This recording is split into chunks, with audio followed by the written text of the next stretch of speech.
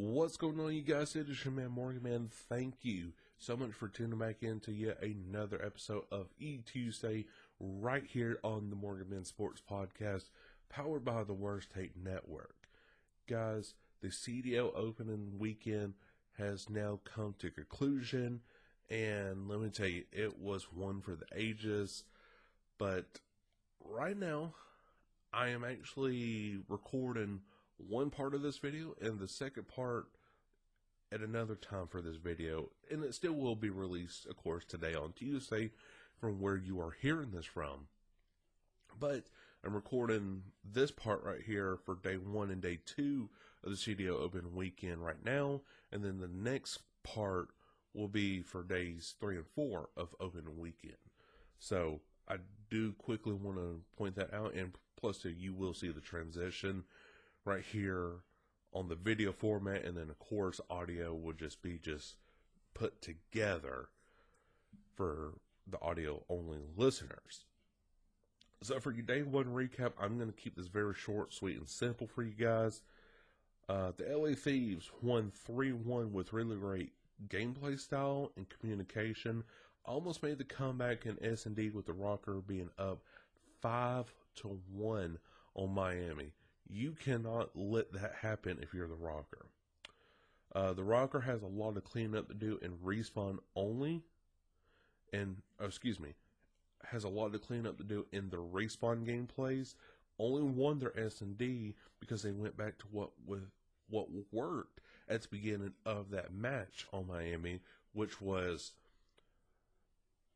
separating yourselves. Okay, you're spread out across the map. But whenever you was up 5-1 right there, you started bundling up together. You started actually getting more tighter and went to that A spawn, like in the alley side. And you just lost every single 1v1 on that. Because the LA Thieves knew what you was going to do. You was going to try to do an all-out blitz, get the series over with. You're going to win 6-1, S&D, tie the series. And, I mean, of course, you still did tie the series, but you went back with what worked. You went back with what worked of being separated and winning your 1v1s at a longer and greater distance rather than to be short and bundled up together. And that's why you near about lost that. But other than that, the LA Thieves look very great. Their communication is now on point. They have bounced back from that 0-3 series match against Optic Chicago in the CDL Kickoff Classic. So I cannot wait to see what's going to happen now with the LA Thieves being a very dominant team. Seattle Surge taking on the Dallas Empire. The Seattle Surge has a huge hill to climb if they are going to win against big-name teams like the Atlanta FaZe, like the Dallas Empire, and like the Optic Chicago squad. Gosh, I figured this chemistry was going to really, pick up, start earning them a few wins within the series, or heck, even an entire series win. But with all this star talent that you have, you're still not beating nobody. So it's a huge hill to climb. It's still very early in the season. Maybe the chemistry is just not there yet. Maybe in some scrims you start picking up a rhythm with one another, and then see what happens from there. The Dallas Empire, I'm surprised this match was even shown, because this was an absolute murder scene. Because they did take down the Seattle Surge 3-0 in dominant fashion. Shots, formation, routes, everything was on point. It's going to take a while for someone in some team to beat the Dallas Empire. Day 2 is the Paris Legion taking on the Optic Chicago squad. Oh my gosh. What can I say? This was 3-0 right here. We had 2 3-0s on day 2. Okay. So Optic Chicago, of course, beat the Paris Legion 3-0. Optic Chicago had a 250-102 hardpoint win. Comms were on point. Rotation was absolutely perfect. The S&D, they won 6-4. Had to come back down 0-3 at the start, but got aggressive and won. Control, they won 3-1. Very good at respawn. Quickly gets to the next objective, which was definitely true because in Control, if you're not rotating, I mean, it's just pretty much like Hardpoint. If you're not rotating within that 5-second period and getting over to the next side of the map or the next objective, you're going to lose out. And Optic Chicago definitely has that patted down. Very great. They can be a team to really go up against a Dallas Empire and really cause some havoc. Paris just looked absolutely lost. And you're letting Optic get streaks after streaks. You cannot let that happen if you are Scraps or just any member on the Paris Legion, because now Dashy is part of Optic. And Dashy had a very great rookie season. Back in the CWL winner, he was with the original Optic squad. And it was just mayhem. It was just like the Dallas Empire match. Why did you even air this? Because this was an absolute murder scene. Now talking about the Atlanta FaZe for the main event on the Friday night matchup against the LA Guerrillas. So the LA Guerrillas lost to FaZe, who struggles in hardpoint 250 to 156. Almost was in the 100-point club. You cannot let that happen. Lost on momentum after P1. Then in Search and Destroy, I believe it was on the hangar map, like with the plane in the middle. Not Cartel, because that's the one in Nicaragua. I forget, but checkmate. That's it. You lost 6-4 against FaZe, who does struggle in S&D a lot of times now, especially in Modern Warfare, because you was great at Modern Warfare S&D at the beginning, then you fell off towards the tail end, and then here you are, you're still struggling a little bit if you're FaZe, but you still ultimately won, so that's what matters. But you got to have a lot of cleanup to do with that, but I'll get to that here in a second. You still had a lot of momentum at first, but just let go easily. And in Control, LEG just looked absolutely defeated, but still had some great communication going on. And that's what really can help you bounce back. It's great comms and being much more aggressive and not easily letting go to what you had, because it was just like in the hardpoint at Crossroads Strike. You was up near, I think, 50 points from that P1. FaZe had 0. You could have stayed on that gas pedal and absolutely went up like 200-0 on FaZe if you really wanted to. But then you got confident, you got cocky, too quick, and you absolutely just let FaZe come back, and then you are 250 to 156 on hardpoint. You cannot let that happen. Now for FaZe, my summary for this was, looked really ugly on P1, but flipped the switch and took advantage of spawns and kills to take the W. And that's what I love about FaZe. Even though we're not in domination, but in Modern Warfare for domination, FaZe took advantage of spawn traps. They took advantage of how the spawns were going to be flipped in their favor, and that's what is still happening right here for FaZe. Even though they might not be getting the aggressive kills and staying on the objective a lot, they sure as hell know how to damn flip a freaking spawn in their favor to make something work. And that's what I absolutely love about this team right here.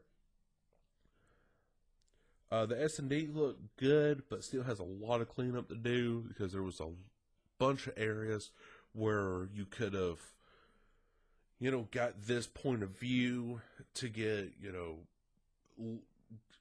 I forget, Apathy and all them. I forget a lot of these players' names now, But anyways, because it's so much to keep up with. But yeah, there's certain lines of sights that you could have took advantage of to get a few kills, or even two, whatever.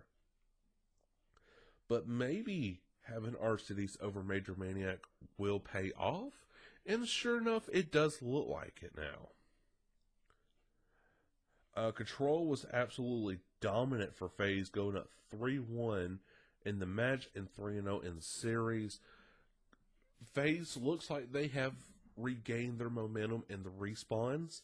Still has a lot of cleanup to do in the S&D formats or style of things. And if they could clean that up and a few more little things in respawn, like with Hardpoint, I think FaZe can honestly be that team to dethrone the Dallas Empire and take on an Optic Chicago, which actually we will be getting to here in a few more minutes of this video right here.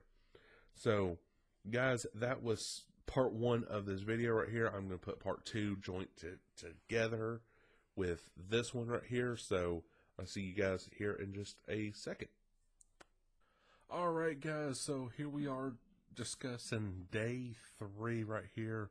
Then I'm going to split it into one more segment right here. I know, guys, I have plenty of time. I've been off now since Thursday of the time of this recording, and it's Saturday, just finishing up day 3. Now, I did get to watch the Paris Legion taking on the LA Guerrillas, and I caught just very little glimpses of the Ultra Mutineers and LA Thieves and New York Subliners matches. So, do bear with me right here. So I did take the notes on the Paris Legion and LA Guerrillas matchup. So, for day 3 right here, the LA Guerrillas, you won 250 to 199 on the hard point over the Paris Legion. Looked a little better in keeping the foot on the gas. Then for S&D, you win 6-2 over the Paris Legion. Had great timing on all aspects of trigger discipline, know when to push and back off. Then you lose to the Paris Legion 3-1, and Control on checkmate had a chance to improve in the series, but no cigar. Then you lose again to the Paris Legion, 250 to 198, being forced to play a game 5, looking absolutely shaky, and now must clutch up. And then you finally win in the S&D on Raid, 6-4 on game 5. Still look very bad at a performance point of view, but did get the win. The Paris Legion, of course, you lost to LAG. That's my dog barking, with a little bit of better performance of rotation, and still needs to work on hardpoint matchup skills. Lost 6-2 to LAG on your first S&D, and you seem to figure out a pattern to win your S&D. Won against the LAG 3-1 in Control, finally found a rhythm to make some kills happen, more aggression than score, which I've noticed that a lot. Then you won against LAG yet again, 250 to 198, and now all the momentum is in your favor. Kills are on point with comms, and so let's see what happens in S&D. Was hanging in the match in S&D on Raid, but could not win it at the end. Improvements still need to be made on all ends of on your side, pretty much. Meaning, like, if you're the Paris Legion, yes, you went up against a very mediocre LA Guerrillas team and still lost, but you did improve in some aspects from your very first matchup, which was against Optic Gaming, Optic Chicago, actually. So, I do like that improvement, but there is still a huge hill to climb for the Paris Legion, because now you are at the bottom of the barrel with the Seattle Surge and other teams, I think the New York Subliners as well. So now we're going to move on over to the Toronto Ultra, taking on the Florida Mutineers. And again, these next 2 matches right here, guys, I really Didn't get a chance to watch the full live stream where it comes to these matches, so do bear with me. But the Toronto Ultra looked like they absolutely dominated the Florida Mutineers 250 to 164 on Garrison. The Toronto Ultra also won their S&D on Miami 6-4 over the Mutineers. The Control was 3-2 in favor of the Mutineers. Definitely Ultra looked like they should have closed that out, especially, tying the series 2-2 in Control. But the Mutineers did fail to have the Game 5 force in their favor by letting the Toronto Ultra win in the hard point on Crossroads 250 to 177. So guys, the Toronto Ultra, they are legit. Just like they were last season. They found their rhythm towards the end of the season. They had pretty much the same roster minus like 2 people. And this edition right here is great. You're pretty much keeping like at least half the roster, and you have full momentum going in your favor. I think right now you would be number 5 in this league ranking right here. The final matchup right here is the New York Subliners taking on the LA Thieves. And guys, the LA Thieves, they struggled, but they won. So I'm fixing to go into the details right here. LA Thieves won 250 to 241 over the Subliners on Moscow CDL Hardpoint. Then won 6-5 in their S&D on Miami. And then 3-2 on Control for Raid. This was all close matches right here. Honestly, it just seems like, from what I could tell, is the Subliners had a game plan, but that game plan was 99.1% effective, and you're missing that other 9%, and that's where the LA Thieves took advantage of that, and you cannot control the LA Thieves, and you let them win these matches in that close, tight race.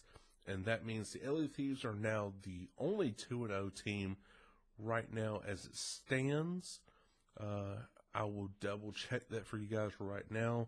And of course, we'll go to, day 4 on the next clip that you guys will see on the visual part of this podcast.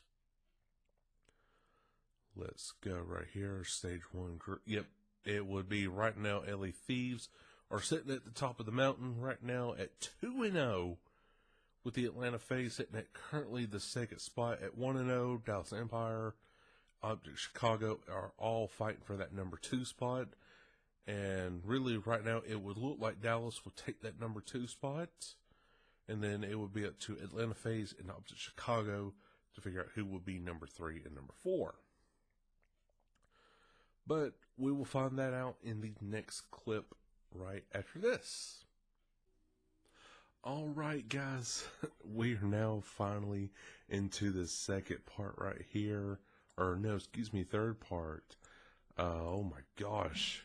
I've been taking a lot of notes today. I have been watching the Call of Duty League for now, just, gosh, when did it start? 3 o'clock, so, gosh, yeah, about near now 7 hours for Sunday, having to go work Monday morning at 5 a.m.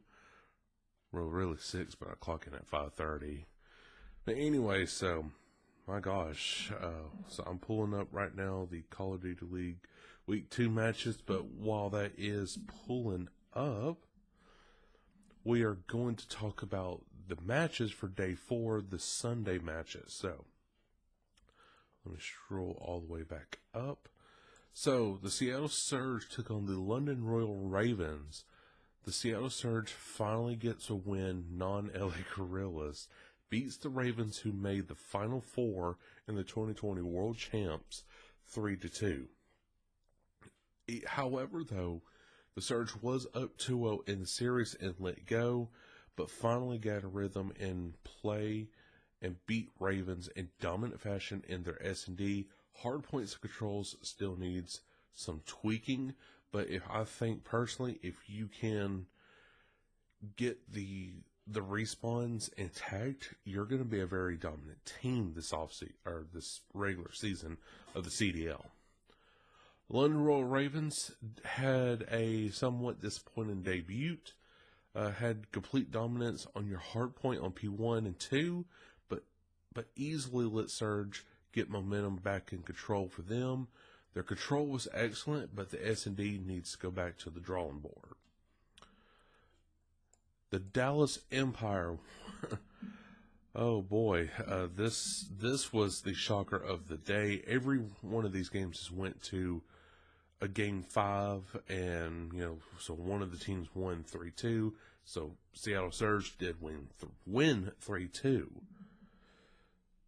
So now looking at the Dallas Empire taking on the Minnesota Rocker, the Empire won 252-1 with some pressure finally hitting them and making them uncomfortable scratch for a win in this match on checkpoint, if I'm not mistaken.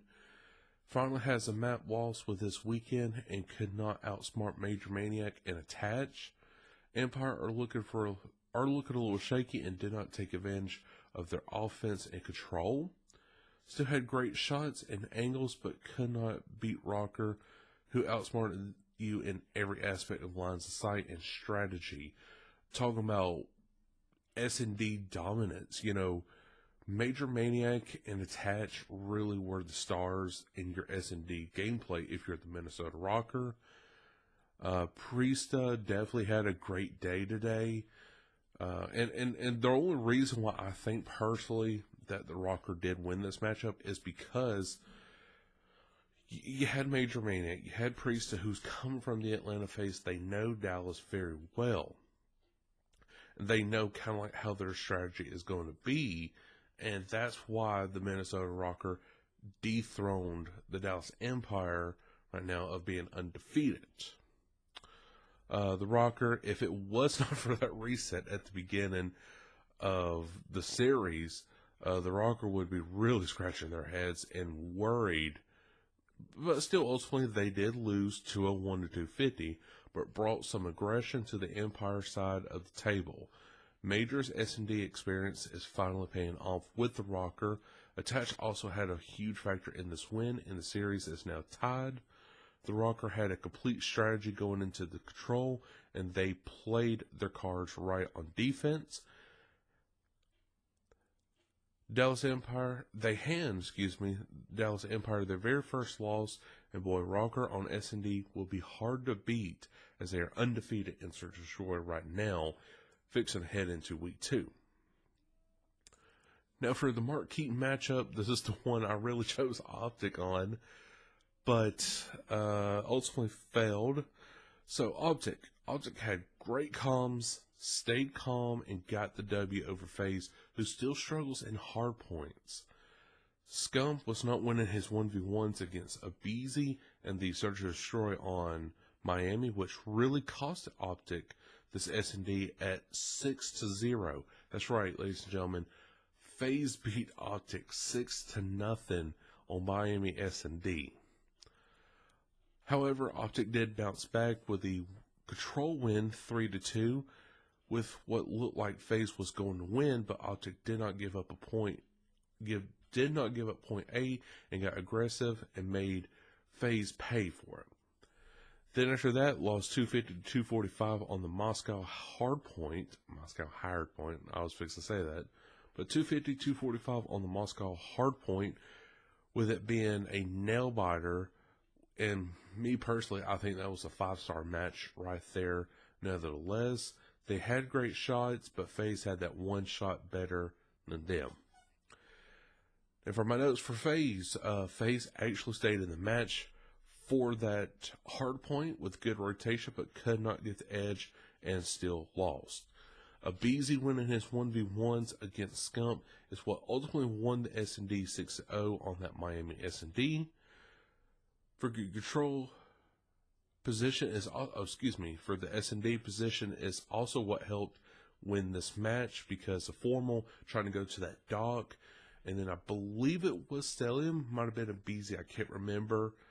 Just caught him right off guard. And that's definitely what happened, or what helped with this matchup right here for FaZe to win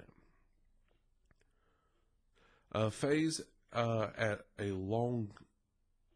I don't even know what I even type right here. FaZe had it going along for him with kills, lines of sight, but could not end up winning your 1v1s and 2v1s in that control. Then there's that FaZe woke up and said, we're not losing at our home series, and Abizi went off, killing all of the Optic squad, and ultimately won the match 250-245 on Moscow, and that ultimately led to that Game 5. And the Game 5, ladies and gentlemen, oh my gosh, Optic is just not an S&D team. FaZe is, and FaZe won 6-1. 6-1. And Optic, they're just like just scratching their heads like, we got to scrim S&Ds now. Like, there is no joking about this. So right now, as it stands, FaZe and LA Thieves are going into week 2 are undefeated.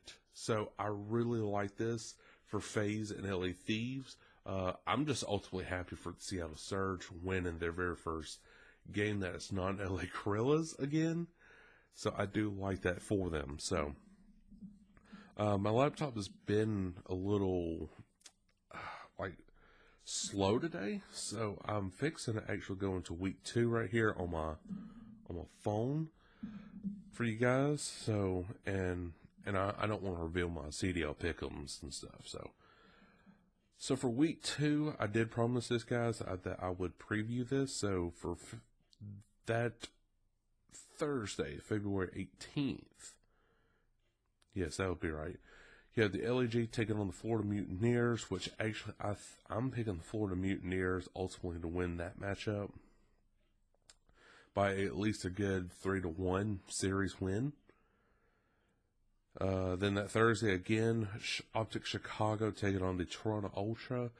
I'm picking the Toronto Ultra 3-2 in that matchup as well. Optic is just devastated from that FaZe lost with the S&D, and they're thinking, Optic, that they should have won that against FaZe, and this is going to go into this series right here and haunt them against the Toronto Ultra, which I'm taking 3-2.